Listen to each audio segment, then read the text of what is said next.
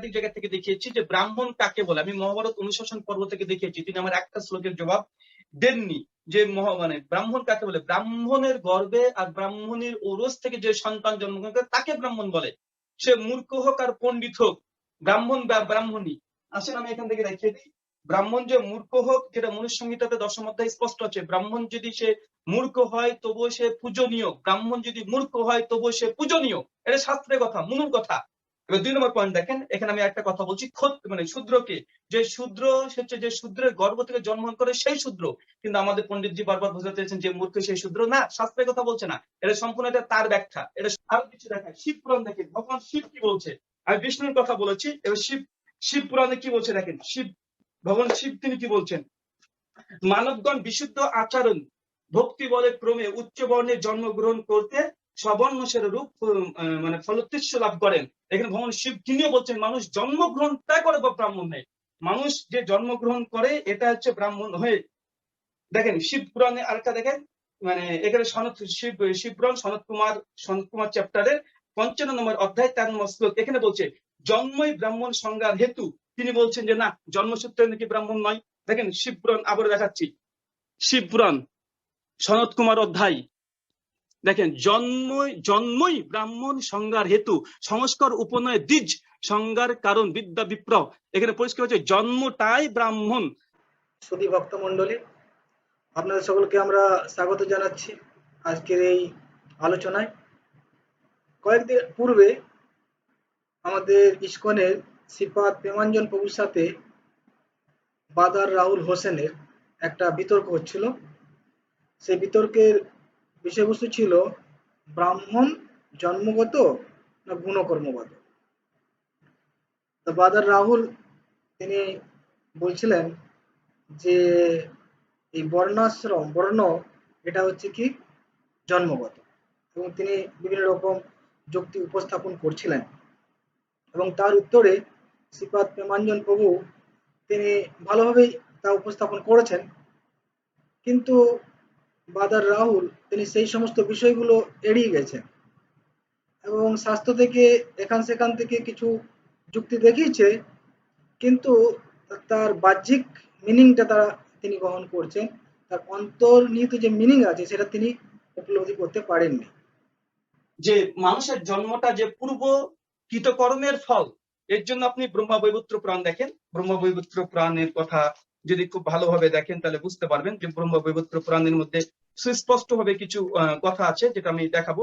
শ্রীকৃষ্ণের মানে ব্রহ্মবৈবর্ত পুরাণ পূর্ব জন্ম মানে কৃষ্ণের জন্মখণ্ড অংশ, এর যে 73 অধ্যায় 6 থেকে 7 নম্বর ভার্স বা শ্লোক, সেখানে পরিষ্কার ভাবে বলা হচ্ছে এখানে যে বৈশ্য গর্ভে কেউ শূদ্র জনিতে, কেহ ত্রিযোগ জনিতে ও কেহ পোষ্যদয় সম্পূর্ণ হয়। মানে পূর্বের পাপের কারণে কে ব্রাহ্মণ গৃহে, কেউ মানে শূদ্রের পরিবারে।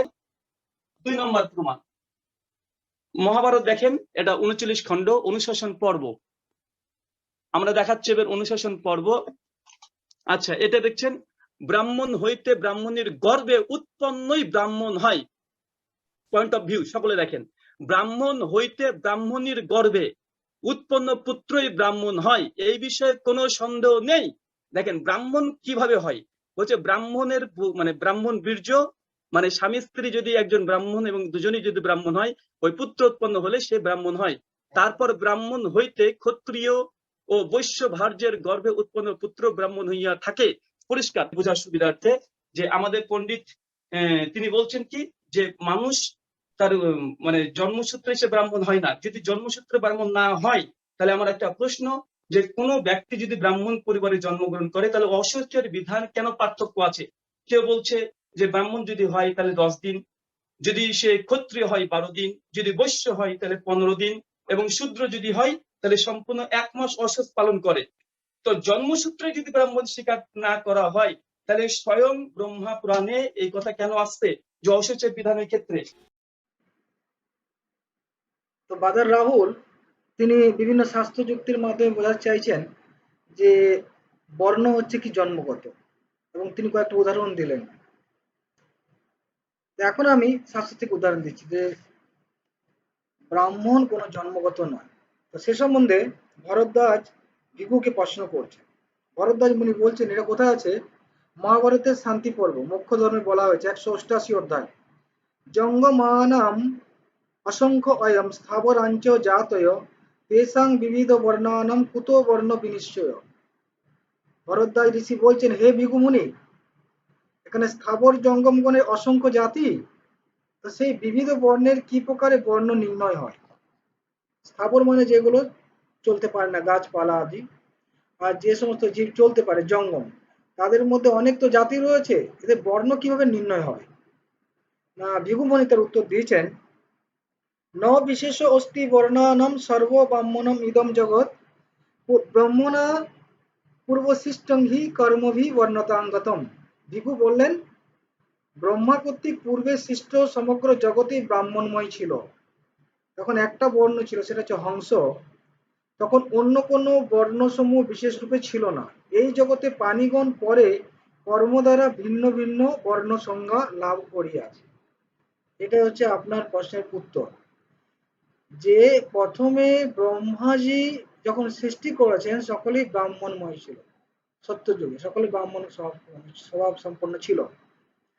তা আপনি যদি বলেন জন্মগত ব্রাহ্মণই ব্রাহ্মণ, তা আমরাও তো জন্মগত ব্রাহ্মণ। কেন? আমাদের যে পিতা ব্রহ্মাজি তিনি হচ্ছেন ব্রাহ্মণ, তাহলে সমস্ত জীবই ব্রাহ্মণ। জাতিগত যদি দেখেন, বংশগত যদি দেখেন, আমরা সকলেই ব্রহ্মার সন্তান, তাহলে আমরা সবাই ব্রাহ্মণ। তাহলে আবার ব্রাহ্মণ ক্ষত্রিয় বৈশ্য কেন আলাদা হলো? তার উত্তর এখানে দেওয়া হলো যে জাতিগতটাই নয়, পরবর্তীকালে কর্ম অনুসারে কর্মভি বর্ণতাঙ্গতম, এটা ত্রেতা যুগ থেকে হয়েছে, কর্ম দ্বারা ভিন্ন ভিন্ন বর্ণ সংজ্ঞাপ্রাপ্ত হয়েছে। বোঝা গেল? পরিষ্কার, এর থেকে আর কোনো পরিষ্কার উত্তর হতে পারে না। এটা আমি মহাভারত থেকে উদাহরণ দিলাম। আবার ভগবত গীতাতেও ভগবান শ্রীকৃষ্ণ বলেছেন 18 অধ্যায়ের 41 নম্বর শ্লোকে, তিনি বলেছেন, ব্রাহ্মণ ক্ষত্রিয় বিশাং শূদ্রাণাং চ পরন্তপ কর্মাণি বিভক্তানি স্বভাব পববেই গুণে। হে পরন্তপ মানে অর্জুন, স্বভাবজাত গুণ অনুসারে ব্রাহ্মণ ক্ষত্রিয় বৈশ্য ও শূদ্রদের কর্মসমূহ বিভক্ত হয়েছে। বুঝতে পারছেন? এখানে স্বভাবজাত গুণ অনুসারে এই ব্রাহ্মণ ক্ষত্রিয় বৈশ্যদের কর্ম বা বর্ণ নির্ধারিত হয়েছে। এটা ভগবান কৃষ্ণ বলেছেন। আমি দুটো প্রমাণ দিলাম। তাই গুণ এবং কর্মটা গুরুত্বপূর্ণ, সে সম্বন্ধে আরেকটা শ্লোক বলছি। যদি ব্রাহ্মণের গুণাবলী না থাকে, ব্রাহ্মণ কুলে জন্মগ্রহণ করলেও তারা শূদ্র হয়ে যায়। সে সম্বন্ধে এখানে বলছে, হিংসা অনিত প্রিয়া লুব্ধ সর্বকর্ম উপজীবিন কৃষ্ণা শৌচ পরিভ্রষ্টাস্তে দ্বিজা শুদ্ধতাঙ্গতা। হিংসা, মিথ্যা ভাষণ, লোভ, সর্বকর্ম দ্বারা জীবিকা নির্বাহ। আমি আলোচনা করেছিলাম যে ব্রাহ্মণ যজন যাজন পঠন পাঠন ইত্যাদির দ্বারা জীবিকা নির্বাহ করবে, অন্য কোনো চাকরি আদি করবে না। সেটা এখানে বলা হলো, সর্বকর্ম দ্বারা জীবিকা নির্বাহ যদি করে, অসৎ কার্য দ্বারা সূচিভ্রষ্ট হয়, দ্বিজগণ শুদ্ধতা বর্ণতা প্রাপ্ত হয়। দ্বিজগণ শূদ্র বর্ণতা প্রাপ্ত হয়। বুঝতে পারছেন? পরিষ্কার লেখা আছে। দ্বিজগণ মানে যে ব্রাহ্মণ কুলে জন্মগ্রহণ করলেও যদি এই গুণগুলো, এই বদগুণগুলো থাকে, তাহলে তিনি শূদ্র হয়ে যাবে। তাই জন্মগত হলেও হবে না, তার গুণ লক্ষ্য করতে হবে। এটা মহাভারতে বলা হলো। আরেকটা প্রমাণ দিলাম।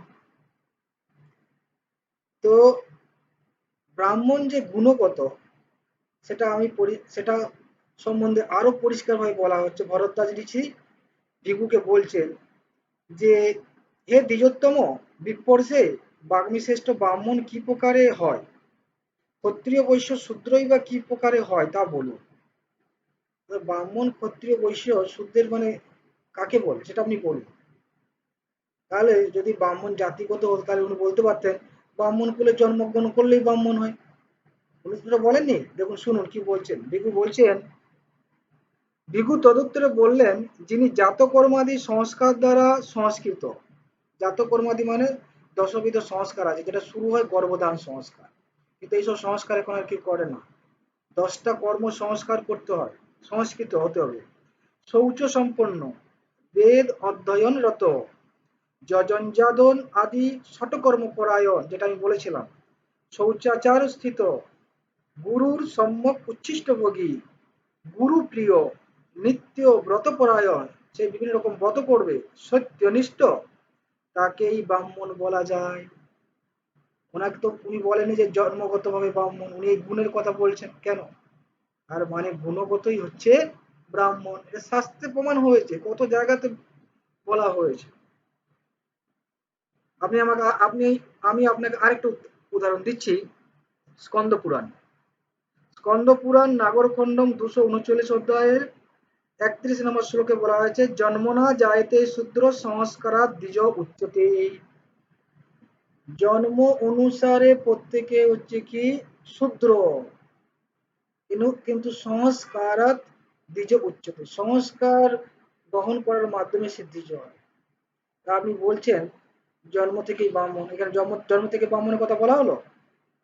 এটা স্কন্দ পুরাণ থেকে বললাম, জন্ম থেকে সবাই শূদ্র, জন্ম না জায়তে শূদ্র সংস্কারে দ্বিজ উচ্চতে। আবার আরো উদাহরণ দিচ্ছি। এখন ব্রাহ্মণের গুণ কি কি আছে সে সম্বন্ধে বলা হচ্ছে কি, যে সত্য, দান, অদ্রোহ, অনিষ্ঠুরতা, লজ্জা, ঘৃণা ও তপস্যা যে মানবে দৃষ্ট হয় তিনিই ব্রাহ্মণ। যে মানবে বলে দিয়েছে, দেখুন এরকম বলে না যে এই ব্রাহ্মণ জাতিতে জন্ম হবে তার ব্রাহ্মণই, বলে না।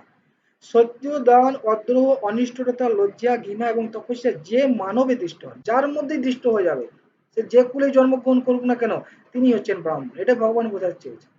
এই গুণগুলো যার মধ্যে থাকবে তিনি হচ্ছেন ব্রাহ্মণ।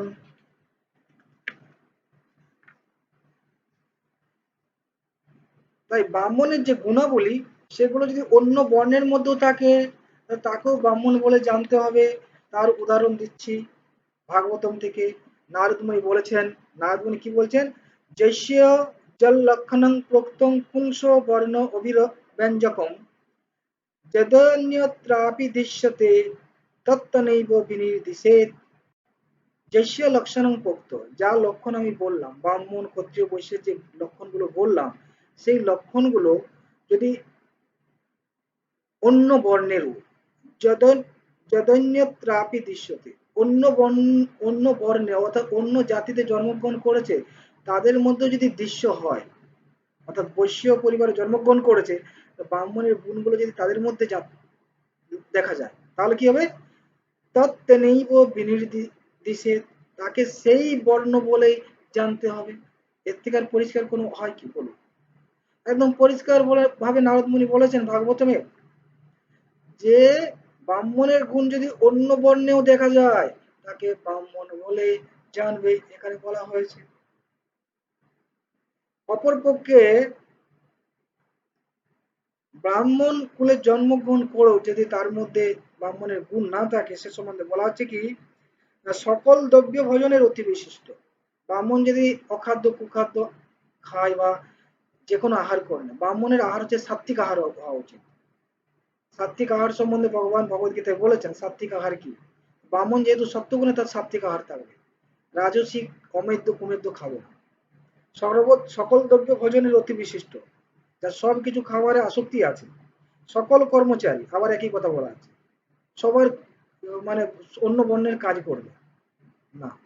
অসুচি, ত্যাক্ত বেদ ও ধর্ম, বেদের যে বেদে যে ধর্ম বলা আছে সেগুলো ত্যাগ করেছে। অনাচারী, এইরূপ ব্যক্তি শূদ্র বলে কথিত হয়, তাকে বলা হচ্ছে কি শূদ্র বলা হচ্ছে।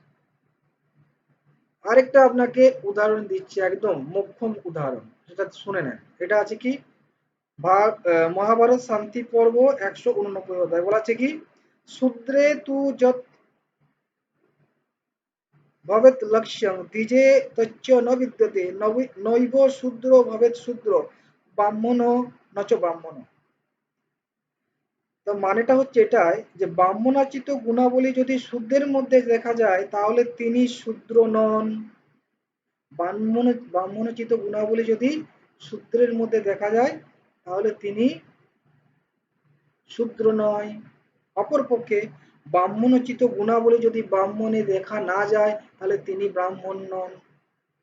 এর থেকে আর পরিষ্কার কিছু হবে? পুরো পরিষ্কার, জলের মতো পরিষ্কার করে এখানে বলা হয়েছে শান্তি পর্ব 189 অধ্যায়। এই শ্লোক আপনারা দেখে নিতে পারেন, আপনাকে দেখাচ্ছি। তাহলে কতগুলো আমি উদাহরণ দিলাম। এখন উনি একটা কথা বলছেন, সেটা আমি একটু আলোচনা করছি। উনি যে কথাটা বলছেন না, যে যে ব্যক্তি পুণ্যবান বা সত্যগুণ সমন্বিত, সেইরকম ব্যক্তি ব্রাহ্মণ কুলে জন্মগ্রহণ করবে, এটা শাস্ত্রে আছে, এটা আমি স্বীকার করছি। এটা অনেক জায়গাতে বলা হয়েছে, এটা আমি স্বীকার করছি। এবং কি পরিস্থিতিতে বলা হয়েছে, তার অর্থটা কি, সেটা আমাদের জানতে হবে। যে ব্রাহ্মণ গুণসম্পন্ন ব্যক্তি জন্মগ্রহণ করবে, সেটা কি পরিপ্রেক্ষিতে বলা হয়েছে, বা পুণ্যবান ব্যক্তিরাই সেই ব্রাহ্মণ পরিবারে জন্মগ্রহণ করা হবে, সেটা আমি আলোচনা করছি। সেটা শুনুন। না, এই যে কথাটা, ব্রাহ্মণ পরিবারের সন্তানেরা ব্রাহ্মণ হবে, এইটা কিন্তু আপনি যদি দেখেন দাপর যুগ বা ত্রেতা যুগে এটা কিন্তু হয়ে আসছে। যদিও তার মধ্যে কিছু কিছু ব্যতিক্রম ছিল, কিন্তু বেশিরভাগ দেখা যেত ব্রাহ্মণ পরিবারের যারা জন্মগ্রহণ করতো তারা ব্রাহ্মণ হতো, ক্ষত্রিয় পরিবারে যারা জন্মগ্রহণ করতো তারা ক্ষত্রিয় হতো, তারা রাজ্য শাসন করতো, ঠিক কি না? কিন্তু কলিযুগে সেটা হচ্ছে না, এটা বর্ণ বিপর্যয় হয়ে গেছে, ধর্মের বিপর্যয় হয়ে গেছে। তো অন্যান্য যুগে কিন্তু ব্রাহ্মণের পরিবারে ব্রাহ্মণ সন্তান জন্ম নিত। তাই ওখানে যে ব্রাহ্মণ পরিবারে ব্রাহ্মণ যে জন্ম হচ্ছে সন্তান, এটা কিন্তু জাতিতে ব্রাহ্মণ জাতির বংশেই যে জন্মগ্রহণ করলেই ব্রাহ্মণ হবে সেটা নয়, কিন্তু তাদের গুণটাও দেখা হতো। এবং যেহেতু সেই সময় ব্রাহ্মণেরা যথার্থ নিয়ম পালন করতো, এটা আমি বললাম, সমদম শৌচ বা সংস্কার আদি, তারা বেদ অধ্যয়ন নিয়ে থাকতো, ঠিক আছে। এবং তাদের চেতনা যেহেতু শুদ্ধ ছিল, তো তাদের যখন গর্ভধান সংস্কার মানে যখন স্বামী স্ত্রীর মিলন হয়, ব্রাহ্মণ ব্রাহ্মণের মিলন হচ্ছে বা ক্ষত্রিয় ক্ষত্রিয়ানের মিলন হচ্ছে, তাদের যেরকম চেতনা সেরকম সন্তান আসে। আর যেহেতু ব্রাহ্মণ এরকম নিয়ম নিষ্ঠার মধ্যে থাকতো, শাস্ত্র মেনে চলতো, তাই তাদের চিন্তাটাও সেরকম ছিল, এবং সেই অনুযায়ী তাদের সন্তানগুলো কি হতো, ব্রাহ্মণ গুণ সম্পন্ন হতো। কিন্তু এখন এই কলিযুগে কি হচ্ছে, তারা কেউ এই সংস্কারের মধ্যে নেই, তারা বেদ পাঠ করে না, বিভিন্ন তারা কার্যের মধ্যে ব্যস্ত আছে, অর্থাৎ তাদের যে স্বভাব, তাদের যে কর্ম, সেগুলো ত্যাগ করেছে, এবং তাদের সংস্কারও নেই, গর্ভধান আদি সংস্কারও নেই। খুব কম ব্রাহ্মণ পরিবার এটা আছে, এবং দেখা যায় তাদের পরিবারে হয়তো কিছু ব্রাহ্মণ সন্তান, তারা সে বংশ পরাক্রমে ব্রাহ্মণ হচ্ছে, তাদের আমরা সম্মান করি। কিন্তু এটা খুব কম অংশ, বেশিরভাগই তারা এই নিয়মের পালন করছে না, তাই তাদের সন্তানরা ব্রাহ্মণ হচ্ছে না। তাই উনি যেটা যুক্তি দেখাচ্ছেন, যারা পুণ্যবান আত্মা তারা ব্রাহ্মণ পরিবারে জন্মগ্রহণ করে, সেটা এই কলিযুগের জন্য প্রযোজ্য নয়। এই কলিযুগের জন্য সেটা প্রযোজ্য নয়। কেন না, এর সম্বন্ধে শাস্ত্র বলা হয়েছে, এই কলিযুগে হলো শূদ্র সম্ভবা। কলিযুগের মানুষ কি হবে, শূদ্র সম্ভবা থাকবে। তারপরে বলা হচ্ছে কি, বিষ্ণু বিষ্ণু জামালে বলা হয়েছে, অশুদ্ধা শূদ্রা কল্পাহি ব্রাহ্মণা কলি সম্ভবা, অর্থাৎ কলিজাত ব্রাহ্মণগণ অশুদ্ধ ও শূদ্র কল্প হবে। বুঝলেন, কলি যুগে যারা ব্রাহ্মণ হবে তারা অশুদ্ধ এবং শূদ্র কল্প। শুধু ব্রাহ্মণ ক্ষেত্রেই নয়, ক্ষত্রিয় বৈশ্য শূদ্র তাদেরও এটা বর্ণ বিপর্যয় হয়েছে, এটা কলিযুগের প্রভাবে এটা হয়েছে। তাই বোঝা গেল। তাই ব্রাহ্মণ পরিবারে জন্মগ্রহণ করেছে মানে তিনি পুণ্যবান, সেটা অন্যান্য যুগের জন্য কিন্তু হতো, কিন্তু এই যুগের জন্য নয়। বা অন্যান্য যুগে হওয়া সত্ত্বেও, অন্যান্য যুগে তারা অনেক নিয়ম নিষ্ঠা পালন করা সত্ত্বেও বা সংস্কার মানা সত্ত্বেও কিন্তু ওখানে ব্যতিক্রম দেখা দিত। তো সেটাও আমি আপনাদের বলতে পারি, যে ওখানে কিভাবে ক্ষত্রিয় বংশে জন্মগ্রহণ করেছে, কিন্তু সে শূদ্র হয়ে গেছে। বুঝতেছেন তো? ক্ষত্রিয় বংশে জন্মগ্রহণ করা সত্ত্বেও সে শূদ্র হয়েছে। তার উদাহরণ দিচ্ছি, যেমন মনুর পুত্র পিশদ্র, তিনি শূদ্রত্ব প্রাপ্ত হয়েছে। তারপরে একটা উদাহরণ আছে, দৃষ্টপুত্র নাভাগ, উনি ক্ষত্রিয় কিন্তু বৈশ্যত্ব প্রাপ্ত হয়েছে। উদাহরণ দিলাম, আগেকার যুগের কথা বলছি। তারপর সংস্কার প্রভাবে ব্রাহ্মণও হয়েছে, ক্ষত্রিয় ব্রাহ্মণ হয়েছে, তার উদাহরণ দিচ্ছি, অনেক উদাহরণ আছে, আমি কয়েকটা উদাহরণ দিচ্ছি। যেমন বিতহব্য পুত্র অগ্নিবেশ্যা, উনি ব্রাহ্মণ হন। যজাতির পুত্র পুরুর বংশে কণ্য ঋষি ব্রাহ্মণ হয়ে যান। সিনির পুত্র গার্গ তিনিও ব্রাহ্মণ হন। দুরতিক্ষয়ের 3 পুত্র তর্জারুণী, কবি, পুষ্করারুণী ক্ষত্রিয় হয়েও ব্রাহ্মণত্ব লাভ করেন। ঋষভদেবের পুত্রের তো আমি উদাহরণ দিয়েছিলাম। তারপরে যে ঐল বংশে হত্রক পুত্র জন্মু ব্রাহ্মণত্ব লাভ করেন। এরকম অনেক উদাহরণ আছে যারা ক্ষত্রিয় বংশে ছিলেন কিন্তু পরবর্তীকালে তারা ব্রাহ্মণ হয়েছে তাদের স্বভাব অনুযায়ী। তো এটা আমি উদাহরণ দিলাম, বোঝা গেল?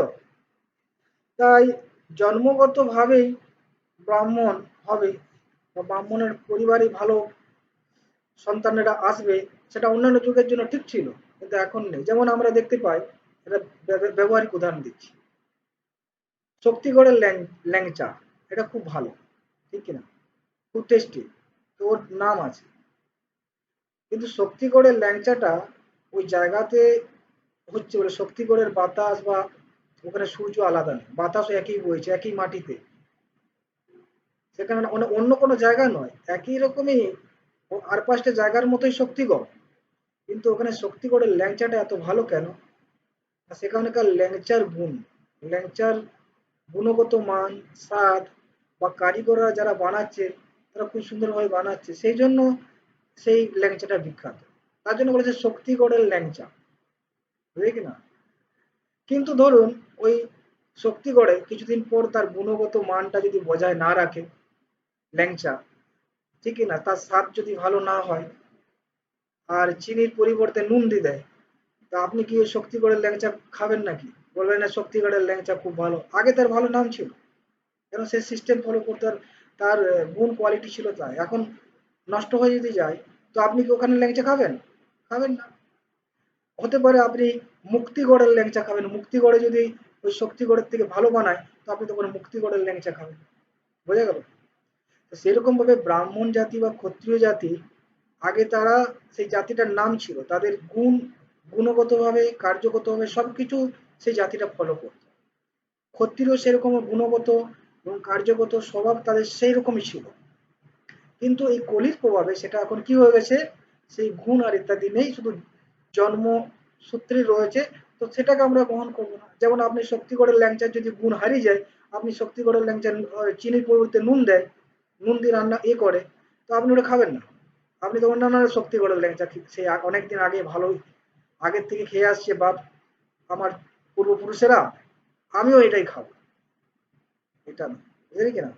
তো যেটা ওখানে ওটা গুণগত অনুসারে, গুণের গত অনুযায়ী সেটা স্বভাব আছে, এরকম নয় ওই জায়গার বা ওই বংশের সেটা কন্টিনিউ চলবে। আগে ছিল, বৈশিষ্ট্য ছিল, কিন্তু এই কলিযুগের প্রভাবে সেটা নষ্ট হয়েছে। তো সেটা আপনাদের জানতে হবে। হরে কৃষ্ণ।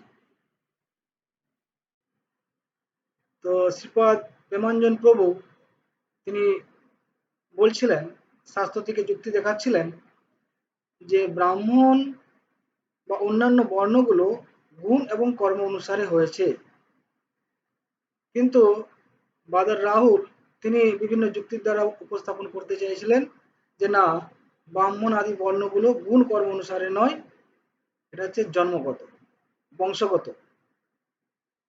তো এইভাবে একে অপর উপস্থাপন করছিলেন। তো সেখানে আমরা দেখতে পাবো যে প্রেমাঞ্জন প্রভু ভগবত গীতার দিকে যুক্তি দিয়েছেন। ভগবত গীতা হচ্ছে কি না, সমস্ত উপনিষদের সার, সর্ব উপনিষদ গাভ দুগ্ধ গোপাল নন্দন পার্থবৎস সুধীর ভোক্তা দুগ্ধম গীতামৃতম মহৎ। যে সমস্ত বেদ উপনিষদকে যদি গাভীর সাথে তুলনা করা হয়, তার দুগ্ধ স্বরূপ হচ্ছে এই ভগবত গীতা। তাই সবকিছু সার এই ভগবত গীতা। আর কে বলছেন না, ভগবান শ্রীকৃষ্ণ, তিনি তার মুখ থেকে স্বয়ং তিনি এটা বলছেন। তো এর থেকে আর কোনো বড় প্রমাণ হয় না, এবং সেই প্রমাণে সেখানে পরিষ্কারভাবে তিনি বলেছেন। কি বলছেন ভগবত গীতায় না, 4th অধ্যায় 13 নম্বর শ্লোকে বলছেন, চাতুর্বর্ণ ময়া সিস্টম গুণকর্ম বিভাগশ তস্য কর্তারম অপিমম বিদ্ধি অকর্তারম অব্যয়ম। হে অর্জুন, আমি যে চারটে বর্ণ, এই চারটে বর্ণ গুণ এবং কর্ম অনুসারে সৃষ্টি করেছি। তিনি সেখানে বলেননি জন্ম অনুসারে, জাতিগত। তিনি পরিষ্কারভাবে বলেছেন গুণ এবং কর্ম অনুসারে। এখন আমরা আলোচনা করব ব্রাহ্মণের গুণ কি। না, ব্রাহ্মণের গুণ হচ্ছে কি, তিনটে গুণ আছে, সত্যগুণ, রজগুণ এবং তমগুণ। ব্রাহ্মণের সত্যগুণ প্রধান থাকে, ক্ষত্রিয় রজ এবং তমগুণ থাকে, ক্ষত্রিয় রজগুণ এবং সত্যগুণ থাকে, কিন্তু রজগুণ প্রধান থাকে। আর বৈশ্য রজগুণ এবং তমগুণ থাকে, কিন্তু তমগুণ প্রধান থাকে। আর শূদ্র তমগুণই থাকে। তাই ব্রাহ্মণের গুণ হচ্ছে কি, সত্যগুণ। আর তার কর্ম কি, না তার স্বভাবজাত কর্ম সম্বন্ধে ভগবান ভগবদ্গীতায় বলেছেন 18 অধ্যায়ে। সেখানে তিনি বলছেন সম দম তপ শৌচ ক্ষান্তির আর্জবম এবচ জ্ঞান বিজ্ঞানম আস্তিক্যম ব্রহ্ম কর্ম স্বভাবজম। ব্রাহ্মণের কর্ম হচ্ছে কি, স্বভাবজাত কর্ম হচ্ছে কি, আর সে হচ্ছে সম, তার মনকে সে নিয়ন্ত্রণ করতে পারে। ব্রাহ্মণ মানে তার মন নিয়ন্ত্রিত থাকবে। দম, তার ইন্দ্রিয়গুলো নিয়ন্ত্রণ থাকবে। তার জন্য আহ ব্রাহ্মণকে বলা হয় কি, জিতেন্দ্রিয়, সমস্ত ইন্দ্রিয়কে সে জয়লাভ করতে পারে। তারপর যে তপস্যা, তিনি বিভিন্ন একাদশী আদি ব্রত ইত্যাদি করবেন, ভোরে উঠে স্নান করে ভগবানের আরতি আদি ইত্যাদি তপস্যা কার্যের মধ্যে তিনি থাকবেন। শৌচ, সুচিতা, সুচিতা মানে হচ্ছে কি শুদ্ধ থাকা, যেমন কমপক্ষে 2 বার স্নান করবে, শৌচাগারে গেলে তাকে স্নান করতে হবে। চুল দাড়ি ইত্যাদি যদি কামায়, স্নান করতে হবে, এরকম নয় চুল দাড়ি কামালাও তারপরে ঘরে শুয়ে পড়লো, এটা না, সুচিতা এটা না। তারপর হচ্ছে খেলাম, গায়ের মধ্যে হাতটা মুছে নিলাম। ব্রাহ্মণ এইসব না, ব্রাহ্মণ শুদ্ধ থাকবে, যে শৌচ। সমদম তপ শৌচ ক্ষান্তির, ক্ষান্তি মানে হচ্ছে ব্রাহ্মণ হচ্ছে সহনশীল হবে, সহ্য করবে, ব্রাহ্মণ একটা গুণ। আর্যরম, আর্যবম মানে সরলতা, ব্রাহ্মণের মধ্যে সরলতা থাকবে। জ্ঞান, শাস্ত্রের জ্ঞান, বেদ বেদান্ত গীতা ভাগবতম ইত্যাদি যে জ্ঞান তার মধ্যে থাকবে। তারপরে হচ্ছে বিজ্ঞান, বিজ্ঞান মানে শুধু জ্ঞান থাকলে হবে না, সেটা উপলব্ধি করতে হবে। ব্রাহ্মণ সেটা উপলব্ধি করবেন তার নিজের জীবনে। আর আস্তিক্য, ব্রাহ্মণ মানে তিনি ভগবানে বিশ্বাস করেন। অনেকে দেখা যায় ব্রাহ্মণ বলে, ব্রাহ্মণ পরিবারে তারা ভগবানে বিশ্বাসই করে না, তাহলে কিভাবে তাকে ব্রাহ্মণ বলা যাবে। এখানে ব্রাহ্মণের গুণ সম্বন্ধে বলা হলো স্বভাবজাত কর্ম সম্বন্ধে, যে সে ভগবানে বিশ্বাস করবে, এটা বলা হয়েছে। আর তার কর্ম সম্বন্ধে কি বলা হচ্ছে, না তার জীবিকা নির্বাহ কিভাবে করবে, না তার 6টা কর্ম আছে। সেটা মনুজি বলেছেন সন্ন্যাং তু কর্ম নামস্য তিনি কর্মাণি জীবিকা যজন অধ্যাপনে চৈব বিশুদ্ধাচ্চ প্রতিগ্রহ। সন্ন্যাং তু কর্মণি কর্ম নামস্য, ব্রাহ্মণের 6টা কর্ম আছে, সেটা হচ্ছে কি যজন যাজন পঠন পাঠন দান এবং দান প্রতিগ্রহ। যজন মানে পূজা করা, যাজন মানে অন্যকে পূজা শেখানো, পঠন মানে বেদ আদি পাঠ করা, অন্যকে বেদ অধ্যাপনা করা, আর দান গ্রহণ করা আর দান দেওয়া। ব্রাহ্মণের এই 6টা কর্ম, এই 6টা কর্মের মধ্যে তিনি জীবিকা নির্বাহ করে 3টির দ্বারা অন্যকে পূজা অর্চনা শিখিয়ে, তারপর হচ্ছে অন্যকে বেদ পাঠ ইত্যাদি শিক্ষা দেওয়ার মাধ্যমে। যেমন আগে আমরা দেখতাম যে তাদের গুরুকুল ছিল, ঠিক না, গুরুকুলে তারা এই ব্রাহ্মণ তিনি গুরুকুলে শিক্ষা দিতেন, কিন্তু তাদের কাছ থেকে কোনো মাইনে নিতেন না।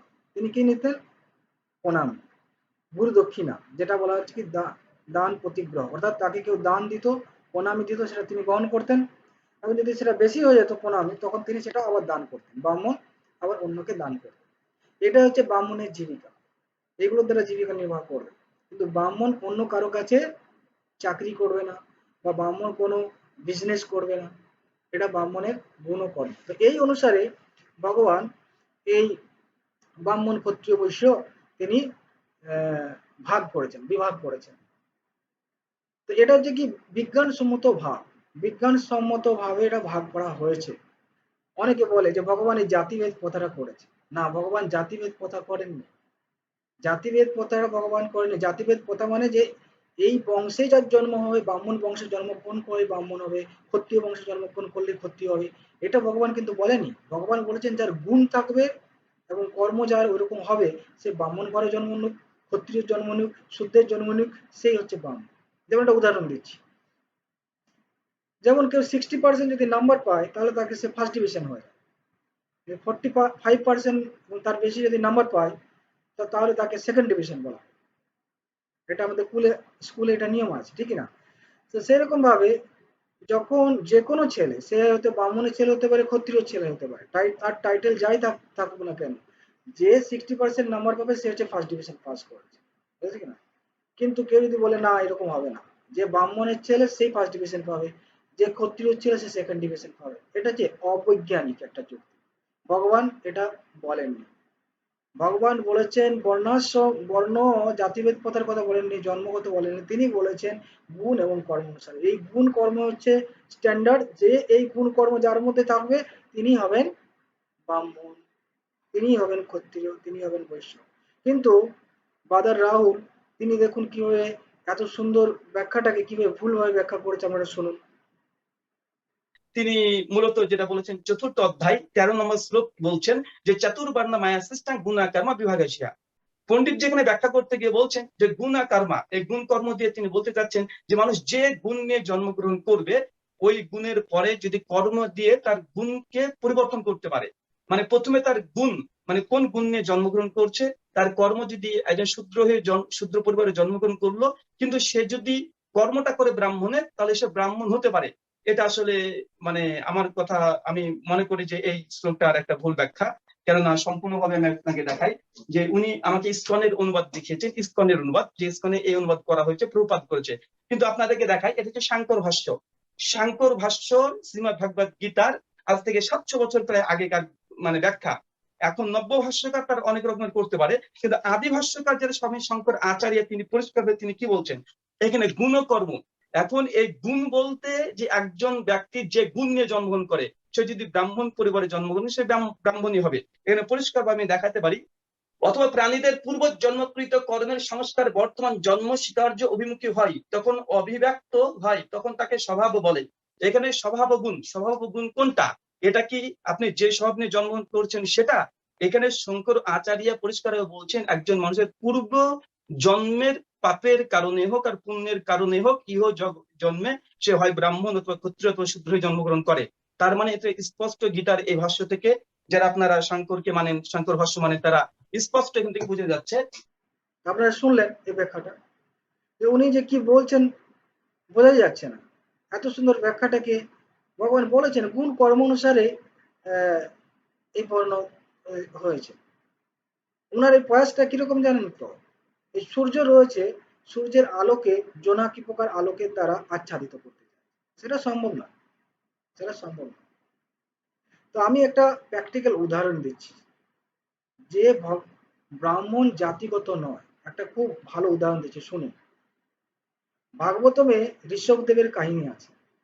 ভাগবতমে ঋষভদেবের আপনি দেখেন 100 সন্তান ছিল, আর এই 100 সন্তানের মধ্যে তার 10 জন সন্তান ছিল ক্ষত্রিয়, তার 9 জন সন্তান ছিল ভাগবত, মহাভাগবত অর্থাৎ বৈষ্ণব ছিল, আর বাকি 81 জন সন্তান ছিল ব্রাহ্মণ। তো এটাকে আপনি কিভাবে খণ্ডন করবেন বলুন?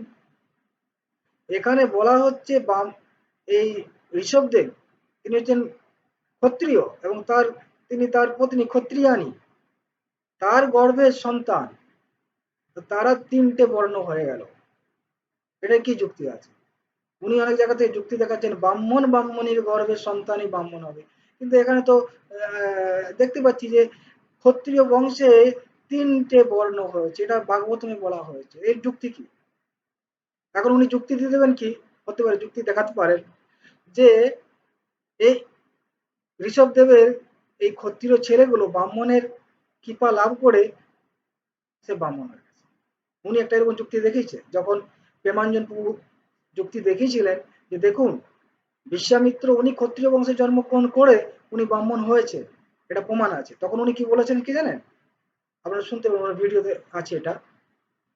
এটা তিনি বললেন যে বিশ্বমিত্রের কথা, যে বিশ্বমিত্র তিনি মানে কি হয়েছিলেন, বিশ্বমিত্র তিনি ক্ষত্রিয় ছিলেন, তিনি পরে ব্রাহ্মণ হয়ে গেছেন।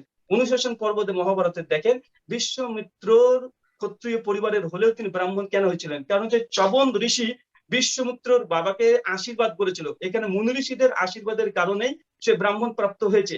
এখানে তার কর্মের দ্বারা যে সে ব্রাহ্মণ হয়ে গেছে এমনটা নয়। যে ক্ষত্রিয় বংশে বিশ্বামিত্র জন্মগ্রহণ করেছিল, কিন্তু উনি চবন ঋষির আশীর্বাদ পেয়ে ব্রাহ্মণ হয়েছে।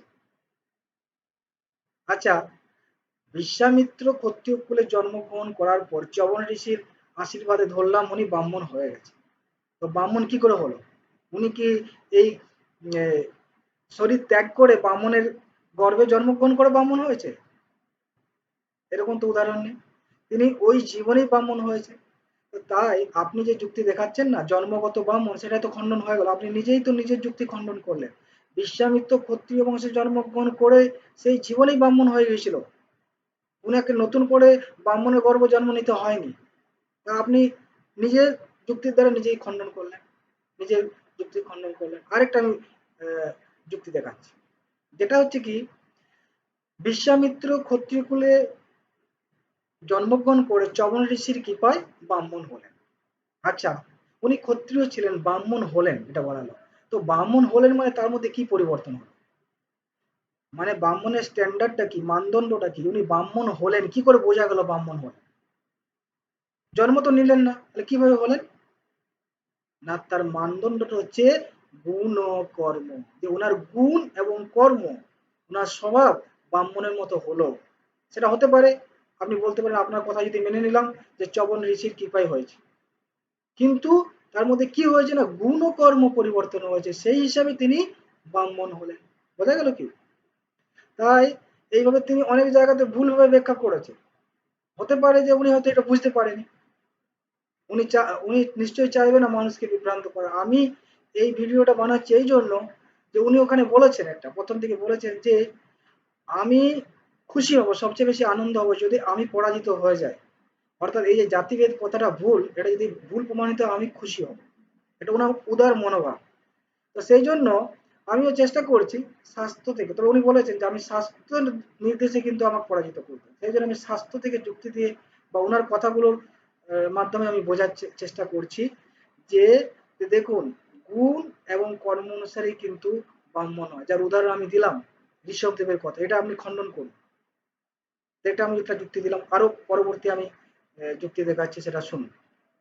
আমি বিষ্ণুর কথা বলেছি, এবার শিব, শিব পুরাণে কি বলছে দেখেন। শিব, ভগবান শিব তিনি কি বলছেন, মানবগণ বিশুদ্ধ আচরণ ভক্তি বলে ক্রমে উচ্চ বর্ণে জন্মগ্রহণ করতে সবর্ণসের রূপ মানে ফলোৎকৃষ্ট লাভ করেন। এখানে ভগবান শিব তিনিও বলছেন মানুষ জন্মগ্রহণটা করে ব্রাহ্মণ নেই, মানুষ যে জন্মগ্রহণ করে এটা হচ্ছে ব্রাহ্মণ হয়ে।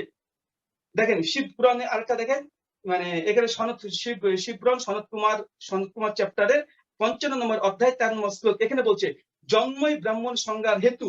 তিনি বলছেন যে না, জন্মসূত্রে নাকি ব্রাহ্মণ নয়। দেখেন শিব পুরাণ আবার দেখাচ্ছি, শিব পুরাণ সনত কুমার অধ্যায় দেখেন, জন্মই ব্রাহ্মণ সংজ্ঞার হেতু, সংস্কার উপনয় দ্বিজ সংজ্ঞার কারণ বিদ্যা বিপ্র। এখানে পরিষ্কার হচ্ছে জন্মটাই ব্রাহ্মণ। তো ব্রাদার রাহুল তিনি শিব পুরাণ থেকে উদ্ধৃতি দিচ্ছেন যে শিবজি বলেছেন বর্ণগুলো হচ্ছে জন্মগত, এবং তিনি একটা অংশ দেখিয়েছেন।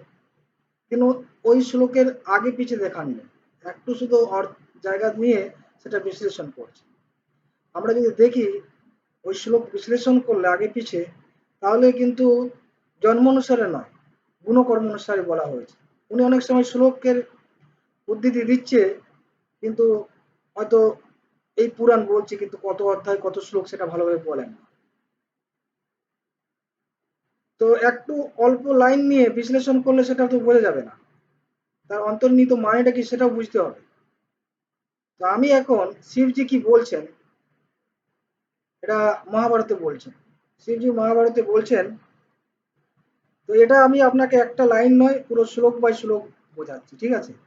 সেখানে পার্বতীর সাথে কথোপকথন হয়েছে মহাভারতের অনুশাসন পর্বের 163 অধ্যায়ে এই শ্লোকগুলো আছে 5, 8, 26, 46, 48, 51, 59। এই শ্লোকগুলো মানে প্রমাণ করছে যে ব্রাহ্মণ জন্মগত নয়, ব্রাহ্মণ হচ্ছে গুণ এবং কর্মগত। তো সেটা আমরা এখন শুনবো।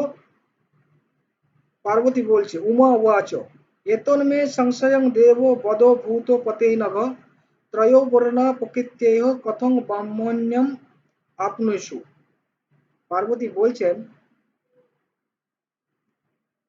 হে দেব, হে ভূতপতে, হে অনঘ, তিন বর্ণ অর্থাৎ ক্ষত্রিয়, বৈশ্য, শূদ্র কি প্রকারে নিজ স্বভাব দ্বারা ব্রাহ্মণতা লাভ করিবেন, এই বিষয়ে আমার সংশয় উপস্থিত হইয়াছে। পার্বতী বলছেন যে আমি শুনেছি যে ক্ষত্রিয়, বৈশ্য এবং শূদ্র তারাও ব্রাহ্মণের গুণ অর্জন করলে তারা ব্রাহ্মণ হতে পারে। এটা কিভাবে হয়? আমার এই বিষয়ে সংশয় হয়েছে, আপনি এটা সমাধান করুন। তার উত্তরে শিবজি কি বলছেন শুনুন। শিবজি বলছেন, মহেশ্বর উবাচ স্থিত ব্রাহ্মণ্য ধর্মেণ ব্রাহ্মণ্যম উপজীবতি ক্ষত্রিয় বা অথবা বৈশ্য বা ব্রহ্ম ভূয়স গচ্ছতি। মহেশ্বর বললেন, ক্ষত্রিয় অথবা বৈশ্য যদ্যপি ব্রাহ্মণাচারে অবস্থিত হইয়া ব্রহ্মভিত্তি জীবিকায় দিন যাপন করেন, তাহলে তাদৃশ আচরণকারী ব্রাহ্মণতা লাভ করতে পারেন। বুঝতে পারছেন? শিবজি বলে দিলেন পরিষ্কারভাবে, ব্রাহ্মণ, ক্ষত্রিয়, বৈশ্য যদি ব্রহ্মবৃত্তি, তাদের যদি স্বভাবটা ব্রাহ্মণের মতো হয় আর সংস্কার যদি থাকে এবং সেই অনুযায়ী যদি তারা কর্ম করে, তাহলেই তারা ব্রাহ্মণ হতে পারবে। পরিষ্কার উত্তর। আরো পরিষ্কার করে শুনতে চাইলে শুনুন, তিনি আরো বলছেন, एभिस्तु कर्मभिर्देवी शुभ आचरितेस्तथा शूद्रो ब्राह्मणतां जाति বৈশ্য ক্ষত্রি অতাং ভজে। হে দেবী, এই সকল আচরিত শুভ কর্ম দ্বারা শূদ্র ব্রাহ্মণত্ব লাভ করেন এবং বৈশ্যও ক্ষত্রিয় হইয়া থাকেন। এর থেকে আর পরিষ্কার কিছু শোনার আছে? কত সুন্দরভাবে তিনি বললেন যে শূদ্র ব্রাহ্মণ অতাং জাতি বৈশ্য ক্ষত্রি অতাং ভজে। এই সমস্ত যদি শুভ আচরণ করে, ব্রাহ্মণের আচরণগুলো যদি শূদ্র করে, তাহলে তিনি ব্রাহ্মণ হতে পারেন, আবার বৈশ্য ক্ষত্রিয় হতে পারে। তাহলে বলুন, এর থেকে আর কি ভালো প্রমাণ হতে পারে? জন্মগত না কর্মগত? তারপরে শুনুন, আমি আপনাকে শ্লোক বাই শ্লোক পড়ে শোনাচ্ছি, একটা লাইন পড়ে শোনাচ্ছি না। হে দেবী, বিশুদ্ধ কর্ম দ্বারা শুদ্ধাত্মা বীজিতেন্দ্রিয় শূদ্র দ্বিজের নেই সেব্য, ইহা ব্রহ্মা স্বয়ং ব্রহ্মা বলিয়াছেন। বুঝেছেন তো? কর্মভীর শুচিভীর দেবী শুদ্ধাত্মা বীজিতেন্দ্রিয় শূদ্র অপি দ্বিজবৎ সেব্য ইতি ব্রহ্মা ব্রবীত স্বয়ং। অর্থাৎ যদি শুচিভী, শুচিভী মানে হচ্ছে যারা শূদ্রগণে জন্মগ্রহণ করেছে, তারাও যদি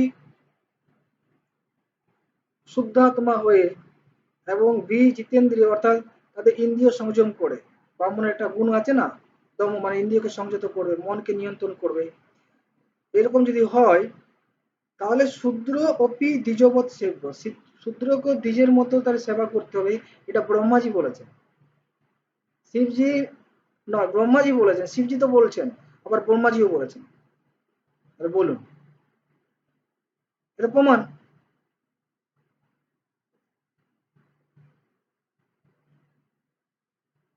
আরো প্রমাণ চান তো এখানে বলা হচ্ছে, দেখবেন শুনুন,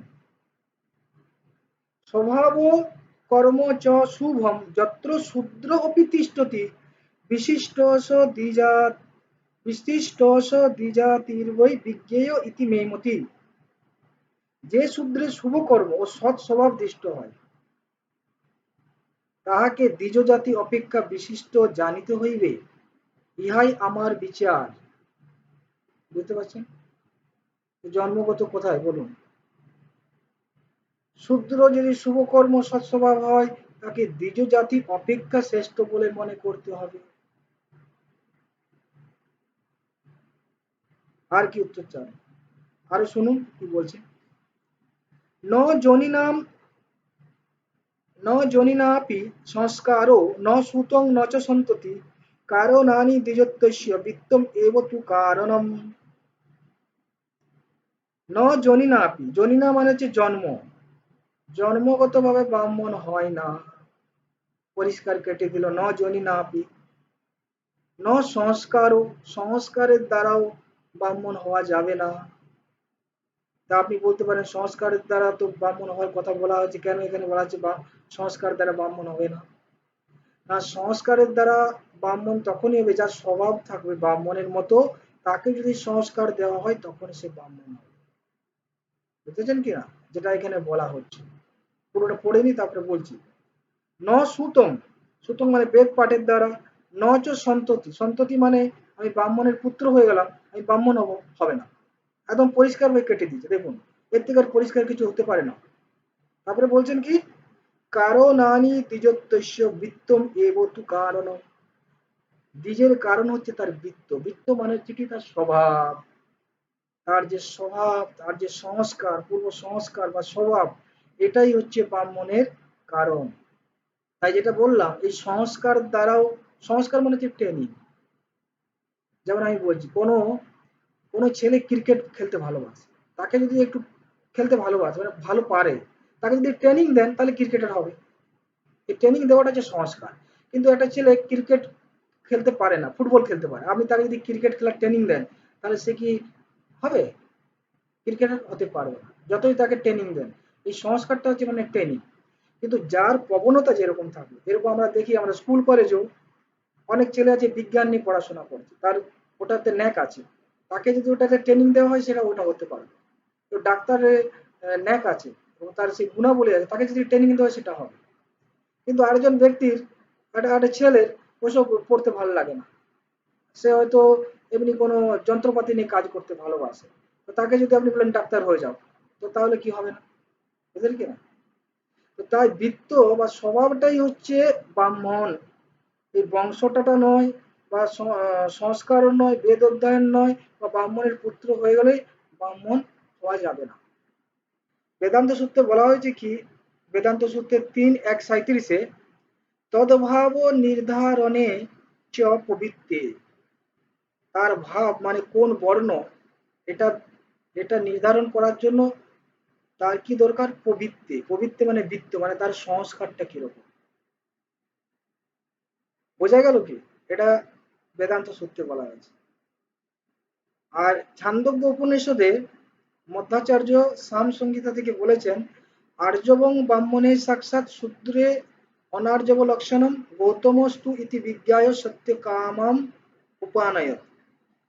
অর্থাৎ সরলতা হচ্ছে ব্রাহ্মণের গুণ, কুটিলতা হচ্ছে শূদ্রের লক্ষণ।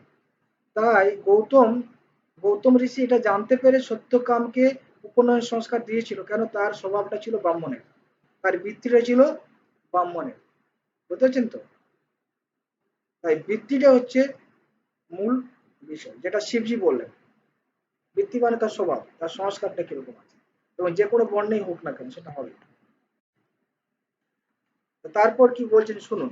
তারপর বলছেন কি, এতত্তে গুহ্যম আখ্যাতম যথা শূদ্র ভবেদ্বিজ ব্রাহ্মণো বা চ্যুতো ধর্মাৎ যথা শূদ্রত্বম আপনুয়াৎ। এতত্তে গুহ্যম আখ্যাতম, আমি এই তোমাকে গোপনীয় কথা বললাম কিভাবে, আহ, ধর্মাৎ যথা শূদ্রত্বম আপনুয়াৎ, যেভাবে একজন একজন শূদ্র ব্রাহ্মণ হয়,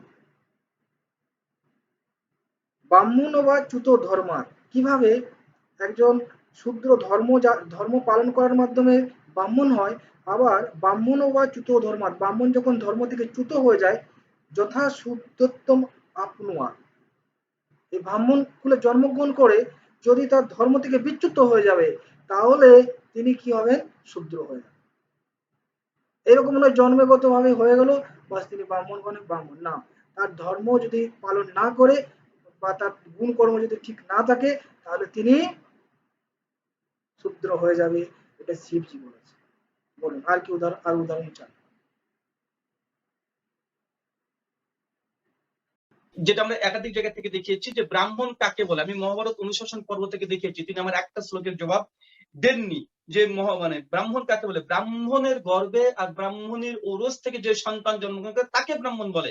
সে মূর্খ হোক আর পণ্ডিত হোক, ব্রাহ্মণ বা ব্রাহ্মণী। আসেন আমি এখান থেকে দেখিয়ে দিই। ব্রাহ্মণ যে মূর্খ হোক, যেটা মনুসংহিতাতে ১০ম অধ্যায়ে স্পষ্ট আছে, ব্রাহ্মণ যদি সে মূর্খ হয় তবুও সে পূজনীয়, ব্রাহ্মণ যদি মূর্খ হয় তবুও সে পূজনীয়। এটা শাস্ত্রের কথা, মনুর কথা। এবার ২ নম্বর পয়েন্ট দেখেন, এখানে আমি একটা কথা বলছি, মানে শূদ্রকে, যে শূদ্র হচ্ছে যে শূদ্রের গর্ভ থেকে জন্মগ্রহণ করে সেই শূদ্র।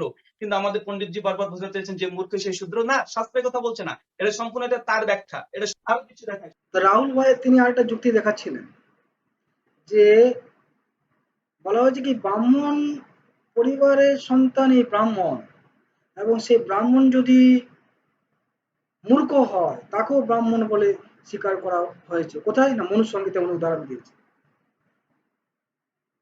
কিন্তু আমি মনুসংহিত থেকে আরেকটা উদাহরণ দিচ্ছি, এখানে যদি ব্রাহ্মণ ঘরে জন্মগ্রহণ করা সত্ত্বেও তার ব্রাহ্মণের গুণ না থাকে, তাকে ব্রাহ্মণ বলে স্বীকার করা যাবে না। সেটা আমি উদাহরণ দিচ্ছি। দেখুন, মনুসংহিতার ২য় অধ্যায়ের ১৬৮ নাম্বার ইয়েতে বলা হচ্ছে, যো অনদিত্য দ্বিজো বেদং অন্যত্র কুরুতে সমম সজীবেত নৈব শূদ্রত্বম আশু গচ্ছতি সান্বয়।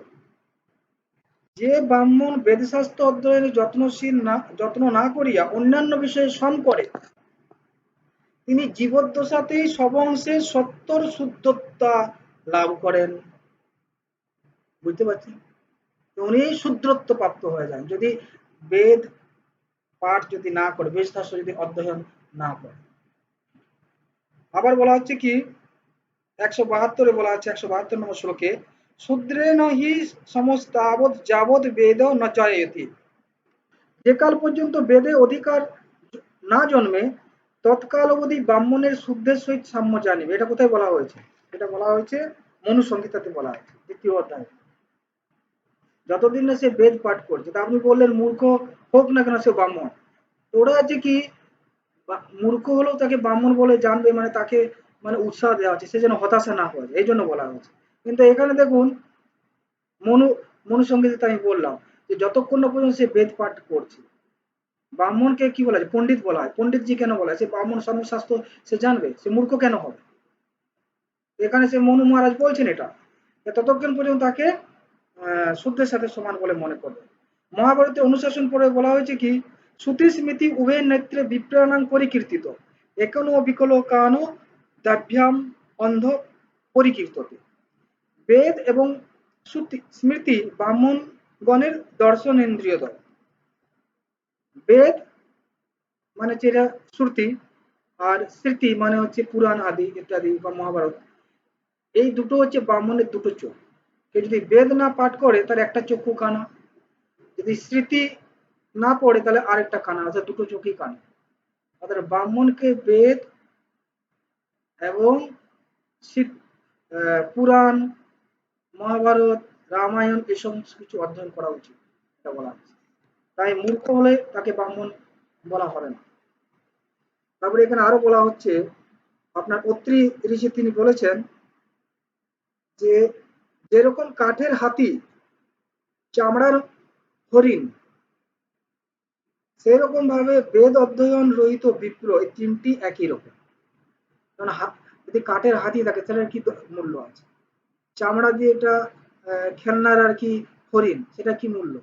সেরকম ভাবে ব্রাহ্মণ ঘরে জন্ম নিয়েছে কিন্তু বেদ ইত্যাদি পাঠ করে না, সেটা হচ্ছে নামে মাত্র। এইভাবে অনেক বর্ণনা করা হয়েছে যে অবশ্যই ব্রাহ্মণ মানে তার গুণ অর্জন করতে হবে।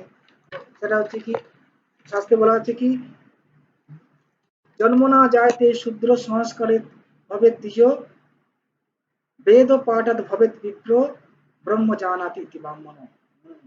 যে বেদ পাঠ করে তাকে বলা হচ্ছে বিপ্র, আর যিনি ব্রহ্মকে জানেন তাকে তিনি হচ্ছেন কি ব্রাহ্মণ। এটা আমি যুক্তি দিলাম। মূল কথা সাগর ভাই, উনি যদি পুরাণ শাস্ত্র থেকে প্রমাণ দিয়েছেন, পুরাণ শাস্ত্রের কথা গ্রহণযোগ্য নয় কেন? আমি সংহিতা শাস্ত্র থেকে দলিল দিয়েছি, সংহিতা শাস্ত্র থেকে দিয়েছি, আমি দিয়েছি মনুসংহিতা থেকে, আর ঊনবিংশ সংহিতার যে সংহিতাগুলো আছে সেখান থেকে। উনি যদি একটা পুরাণ থেকে দলিল দিয়েছে, আমি 10টা পুরাণের কথা দিয়েছি। উনি যদি একটা সংহিতার কথা বলেছেন, 10টা সংহিতা থেকে প্রমাণ দিয়েছি, আমি বেদ শাস্ত্র থেকে দিয়েছি, অবশেষে শতপথ ব্রাহ্মণ থেকে দিয়েছি, কৌটিল্যর অর্থশাস্ত্র থেকে দিয়েছি, হিন্দু ধর্মের। এবার দেখেন এতগুলো কথা কার কথা গ্রহণ করবেন, কার কথা? তার জন্য হিন্দুদের একটা আলাদা বই আছে যেটা নাম মীমাংসা দর্শনম। মীমাংসা দর্শনম কি বলছে দেখেন, মীমাংসা দর্শন মানে এটা মীমাংসা, মানে বিরোধপূর্ণ বিষয়ে মীমাংসা কি, বিরোধপূর্ণ বিষয়ের মীমাংসা। আমি এখানে 3টি নীতি মনে রাখবেন, বিশেষ করে হিন্দু দাদাদেরকে বলছি। প্রথম, যদি বেদ শাস্ত্রের সঙ্গে পুরাণ শাস্ত্রের সঙ্গে যদি বিরোধ দেখা দেয়, তখন বেদের কথাটাই প্রাধান্য পাবে। পুরাণ যতই দিক, যত অন্য শাস্ত্র দিক গ্রহণযোগ্য নয়। তার মানে এদিক থেকেও আমার শাস্ত্রগুলো বেশি মজবুত পণ্ডিতজির চাইতো। পণ্ডিতজি ভাগবত থেকে দিলে একটা, আমি দিয়েছি 5টা, তারপর আমি এখানে বেশি আছি। 2 নম্বর বিষয়ের একটা, যদি যে বেশি প্রমাণ দেখাতে পারবে তার কথাটাই বলবান। যদি বিরোধপূর্ণ কোনো যদি সমস্যা চলে আসে, আমি কমপক্ষে 35-36টা প্রমাণ দেখিয়ে দিয়েছি। এবার দেখেন তো ব্রাদার রাহুল তিনি যুক্তি দেখাচ্ছেন যে যখন শ্রুতি এবং স্মৃতি বা পুরাণের মধ্যে তুলনা হয়, তখন শ্রুতির যেটা প্রমাণ সেটাকে বেশি প্রাধান্য দেওয়া হয়। সেখানে পুরাণ থেকে যদি আপনি উদাহরণ দেন বা ইতিহাস থেকে, রামায়ণ থেকে যদি উদাহরণ দেন, মহাভারত থেকে, সেটা মানে তাকে ন্যূন বলা হচ্ছে, তাকে নিম্ন স্তরে রাখা হয়, কিন্তু শ্রুতির প্রমাণটাকে শ্রেষ্ঠ বলা হয়। এখন আমি তাই শ্রুতি থেকে প্রমাণ দিচ্ছি, উপনিষদকে শ্রুতি বলা হয়, ঠিক আছে? এখানে বজ্রসূচিক উপনিষদে শঙ্করাচার্য ভাষ্য লিখেছেন, খুব সুন্দর। বজ্রসূচিক উপনিষদে বলা হয়েছে কি, যে এখানে বলা হচ্ছে কি তত্র চোদ্যমস্তি কো বা ব্রাহ্মণ নাম। এখানে অনেক লম্বা জিনিস আছে, আমি অল্প করে বলছি। এটার মানে হচ্ছে যে সেখানে 4টি বর্ণ রয়েছে, ব্রাহ্মণ, ক্ষত্রিয়, বৈশ্য এবং শূদ্র, এবং ব্রাহ্মণকে শ্রেষ্ঠ বলা হয়েছে, ঠিক আছে? তো এর মধ্যে তত্র চৈদ্যমস্তি কো বা ব্রাহ্মণ নাম, কাকে ব্রাহ্মণ বলা হয়? তো ওখানে প্রশ্ন করা হচ্ছে কিং জীব, কিং দেহ, কিং জাতি, কিং জ্ঞান, কিং কর্ম, কিং ধার্মিক ইতি। তত্র প্রথম জীব ব্রাহ্মণ ইতি। তো সেখানে বলছেন যে ব্রাহ্মণ বলতে কি জীবকে বোঝায়, ব্রাহ্মণ বলতে কি দেহকে বোঝায়, ব্রাহ্মণ বলতে কি জাতিকে বোঝায়, ব্রাহ্মণ বলতে কি জ্ঞানকে বোঝায়, ব্রাহ্মণ বলতে কি কর্মকে বোঝায়, ব্রাহ্মণ বলতে কি ধার্মিককে বোঝায়। তো এখানে বিশ্লেষণ করা হচ্ছে পরবর্তীকালে, সেখানে বর্ণনা করে বলছে না, জীব ব্রাহ্মণ না। কেন জীব ব্রাহ্মণ না? যেহেতু এই জীব আমাদের এই মনুষ্য দেহটাই কিন্তু প্রথম জন্ম নয়, আমরা আরো অনেক অনেক জীবন পেয়েছি, অন্য পশু শরীরও পেয়েছি, হতে পারে আমরা ব্রাহ্মণ পরিবারে ছিলাম, ইত্যাদি পরিবার, অনেক অনেক পরিবারও ছিলাম। তাই এই জীবকে ব্রাহ্মণ বলা যাবে না, কেননা সে বিভিন্ন শরীরে যাচ্ছে। তো তাহলে দ্বিতীয় প্রশ্ন, এই শরীরটা কি ব্রাহ্মণ? বলছে না, এই শরীরটা ব্রাহ্মণ না। কেন না? প্রত্যেকের শরীরে পঞ্চবুদ্ধি তৈরি, প্রত্যেকের শরীর পঞ্চবুদ্ধি তৈরি, প্রত্যেকের শরীরে ক্ষুধা তৃষ্ণা ইত্যাদি রয়েছে, কাম ক্রোধ লোভ ইত্যাদি রয়েছে, বা জন্ম মৃত্যু জরা ব্যাধি হচ্ছে প্রত্যেকটা শরীরের মধ্যে। তাই এই শরীরটা ব্রাহ্মণ না। যদি এই শরীরটা ব্রাহ্মণ হতো, তাহলে ব্রাহ্মণ পুত্র তার পিতার যখন অন্ত্যেষ্টিক্রিয়া করতো অর্থাৎ দাহ করতো, তাহলে ব্রহ্ম হত্যা পাপ হয়ে যেত। শরীরটা যদি ব্রাহ্মণ হতো, তাই এটা শরীরটা ব্রাহ্মণ না। তারপরে বলা হচ্ছে যে তাহলে কি জাতিটা ব্রাহ্মণ, যেটা আমরা বলছি যে যে ব্রাহ্মণ হচ্ছে এটা জাতি, জাতিগত, জাতীয় ব্রাহ্মণ। কেন? আর তার জন্য অনেকগুলো উদাহরণ দিয়েছে। যেমন এখানে বলা হচ্ছে কি, এই যে ঋষ্যশৃঙ্গ মুনি, তিনি কোন জাতি? ওনার মাকে, ওনার মা হচ্ছে একজন মৃগী, মৃগী থেকে ঋষ্যশৃঙ্গ জন্ম হয়েছে। কুশ ঘাস থেকে কৌশিক ঋষির জন্ম হয়েছে। তারপর যে মৎস্যকন্যা থেকে ব্যাসের জন্ম হলো, তাহলে তার জাতি বলে কি করে হলো? সেরকম ভাবে উর্বশী থেকে বৈশিষ্ট্যের জন্ম হলো। কলস থেকে অগস্ত্য ঋষির জন্ম হয়েছে। কলসের কি জাতি আছে? তো এরকম অনেক উদাহরণ আছে যে তাদের জাতিগত ভাবে এটা ব্রাহ্মণ নয়। বোঝা গেল কি? তাহলে এদের কি জাতি রয়েছে? কলসের কি জাতি আছে? সেখান থেকে ব্রাহ্মণ জন্ম হচ্ছে। তো তাহলে বলছে কি জ্ঞান, জ্ঞান হচ্ছে ব্রাহ্মণ? যে না, ক্ষত্রিয় আদি ইনাদের অনেক জ্ঞান আছে, এরাও ব্রাহ্মণ, সেই হিসাবে তাদের ব্রাহ্মণ বলা যাবে না। কর্মকে এখানে ব্রাহ্মণ বলা যাচ্ছে না। তারপরে বলা হচ্ছে ধার্মিক, যে ব্যক্তি ধার্মিক তাকে ব্রাহ্মণ বলা যাবে না, কেননা অনেক ক্ষত্রিয় আছে তারা অনেক দান দান করে, তারাও ধার্মিক আছে। তাহলে ব্রাহ্মণ কে? না, যিনি এই ব্রহ্মকে জানেন, পরম ব্রহ্মকে জানেন, যিনি সেই ব্রহ্ম হচ্ছে কি তিন গুণের অতীত, সেই ব্রহ্ম ব্যক্তি, ব্রহ্ম বস্তু, তাকে যিনি জানেন তিনি হচ্ছেন ব্রাহ্মণ। ব্রহ্ম জানাতি ইতি ব্রাহ্মণ, এটা বজ্রসূচিক উপনিষদে বলা হয়েছে। এটা বোঝা গেল? আমি ইয়ে থেকে উদাহরণ দিলাম, উপনিষদ থেকে উদাহরণ দিলাম, এরকম উপনিষদে আরো উদাহরণ আছে যে ব্রাহ্মণ বর্ণগত, ব্রাহ্মণ জাতিগত নয়, বংশগত নয়, ব্রাহ্মণ হচ্ছে কি গুণ এবং কর্মগত। তাই আমি অনেকগুলো পয়েন্ট কভার করলাম, আমি অনেক জায়গা থেকে উদাহরণ দিলাম। আশা করছি আপনাদের এই যে প্রশ্নগুলো ছিল সেগুলো আপনারা উত্তর পেয়েছেন, বা যে যে মনে সন্দেহ ছিল বা বাদার রাহুল যে যে যুক্তিগুলো দেখাচ্ছিল সেগুলোর আপনি তাৎপর্য বুঝতে পেরেছেন। তো বাদার রাহুলের কয়েকটা কথা সব জায়গায় তিনি ব্যবহার করেছেন। ওই যে বলেছেন অশৌচ, অশৌচ বিধি কেন এটা আলাদা হয়েছে, আরেকটা হয়েছে কি না কেন আহ, বলা হচ্ছে পূর্বকৃত কর্ম অনুসারে ব্রাহ্মণ ঘরে জন্মগ্রহণ করে, এটা বলা হয়েছে। ঠিক আছে, তো এটা আমরা পরিষ্কার করে দিচ্ছি আগে আগে যে আগেকার পূর্ব পূর্ব যুগে ব্রাহ্মণ ক্ষত্রিয় বৈশ্য তাদের গুণাবলী এরকম ছিল, তারা স্বাস্থ্য মেনে চলতো, তাই তাদের সন্তানগুলো সেই সংস্কার সম্পন্ন হয়ে সেরকম আত্মা আসতো, তার জন্য সেই যুগের জন্য এটা ব্যবহার করা হয়েছে। কিন্তু এই কলিযুগের জন্য সেটা বর্ণ বিপর্যয়, সেটাও আমি প্রমাণ করেছি, এটা উত্তর আমি দিয়েছি। হয়তো উনি সবসময় বলছিলেন এই শূদ্র বেদ পাঠ করতে পারবে না, এই শূদ্রর হাতে খাওয়া যাবে না, এগুলো কেন, এরকম কেন জাতিভেদ করা আছে? ভাই এটা জাতিভেদ নয়, এটা হচ্ছে জাতিভেদ মানে প্রথা, এটা শাস্ত্রের নয়, এটা হচ্ছে আপনি যদি ব্যক্তিগত জীবনও দেখেন সেটা আপনি দেখতে পাবেন। তো এগুলো হচ্ছে কি ব্রাহ্মণ ক্ষত্রিয় বৈশ্যটা গুণাবলী, কোনো বর্ণকে ছোট করা হচ্ছে না। কারো যদি গুণ এবং কর্মটা শ্রেষ্ঠ হয় সেই অনুযায়ী তাকে শ্রেষ্ঠত্ব দেওয়া হচ্ছে। যেমন ধরুন পড়াশোনার ক্ষেত্রে কোনো ছেলে যদি ভালো নাম্বার পায়, লেটার মার্ক পায়, এবং কোনো বিষয়ে হয়তো ম্যাথমেটিক্সে ভালো নাম্বার পায়, তাকে ম্যাথ নিয়ে পড়তে দেওয়ার সুযোগ দেওয়া। কিন্তু কোনো ব্যক্তি যদি ফেল করে যায়, সে যদি বলে আমি এখন ম্যাথমেটিক্স নিয়ে অনার্স করবো বা ইত্যাদি, তো তাকে সুযোগ দেওয়া হবে না, কেন সে ফেল করেছে, তার কর্ম বা সেরকম সে নাম্বার পায়নি। এটা তো আমাদের এই সমাজে দেখতে পাই। এরকম আপনি বলতে পারেন না আমার ছেলে ফেল করেছে, ওনাকে এরকম ডিগ্রি দিতে হবে, ওনাকে পিএইচডি ডিগ্রি ডিগ্রি দিয়ে দিতে হবে, আপনি বলতে পারেন, বা এনাকে ডাক্তারি পড়তে দিতে হবে। এখানে আমরা দেখতে পাই সমাজে তাদের গুণ কর্ম অনুসারে তাদের এখানে রেঞ্জ রয়েছে, এটা তো আমাদের স্বীকার করতে হবে। যে ব্যক্তির প্রবণতা যেরকম সেরকম তো তাকে সুযোগ দেওয়া উচিত। যদি কারো প্রবণতা না থাকে, ধরুন তার সেরকম কোয়ালিটি না থাকে, সেরকম, যেমন কোনো ছেলে ক্রিকেট খেলতে ভালোবাসে, আমি যদি তাকে ফুটবল খেলাতে হবে, হবে না। বুঝে গেছি কি? শূদ্র মানে তার মেন্টালিটি এরকম, তমগুণের মধ্যে সে রয়েছে, তার তমগুণের কিছু বৈশিষ্ট্য আছে। ব্রাহ্মণ সপ্তগুণের, সপ্তগুণের বৈশিষ্ট্য আলাদা আলাদা, তাদের তাদের জন্য আলাদা কিছু জিনিস আছে, শূদ্রের জন্য আলাদা জিনিস আছে। তো এটাকে আমরা ছোট বড় ভাবতে পারি না। আমাদের এখানে সমাজে অনেক রকম কাজ আছে, কোনো কাজটাকে আমরা ছোট বড় ভাবতে পারি না। প্রত্যেকের গুণ অনুযায়ী সে করছে। এই জন্য ভগবান বলেছেন ভগবত গীতাতে ৮ম অধ্যায়ে যে প্রত্যেকে নিজের নিজের কর্ম বর্ণ অনুযায়ী কর্ম করো এবং ওই কর্ম আমাকে সমর্পণ করো, তাহলে তুমি ওখানে সিদ্ধি পেয়ে যাবে। এরকম বলেনি যে একজন ব্রাহ্মণের সিদ্ধি পেয়ে যাবে, এরকম নয়।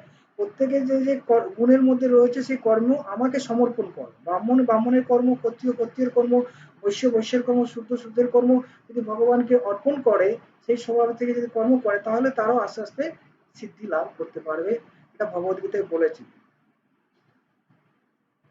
আপনারা যদি শ্লোক শুনতে চান সেটা আমরা দেখাতে পারি। তো তাই ভগবান এরকম না যে একটা জাতি সে উদ্ধার পাবে আর অন্য জাতিগুলো উদ্ধার পাবে না। সে পাবে, সেই অনুযায়ী তাদের কর্ম করতে হবে। তো আশা করছি আমি আপনাদের এখানে এই ভিডিওর মাধ্যমে অনেক জিনিস পরিষ্কার করেছি।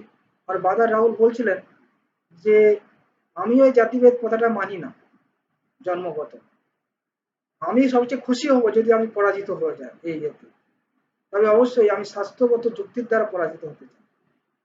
আশা করছি বাদার রাহুল উনি হয়তো খুশি হবেন, আমি স্বাস্থ্য যুক্তির মাধ্যমে ওনাকে উপস্থাপন করার চেষ্টা করেছি, বিভিন্ন অনেক আমি শাস্ত্র প্রমাণ দিয়েছি। তো যতটা বলার আমি বলেছি, আরো যদি কিছু যুক্তি থাকে আপনারা বলতে পারেন, ভালোভাবে সে কমেন্ট করতে পারেন, আমরা পরে আলোচনা করতে পারি। এটা আলোচনার বিষয়, এটা তো তর্ক দ্বারা শুষ্ক তর্কের দ্বারা কোনো কিছু সমাধান হয় না। ঠিক আছে? হরে কৃষ্ণ কৃষ্ণ কৃষ্ণ হরে হরে, হরে রাম রাম রাম হরে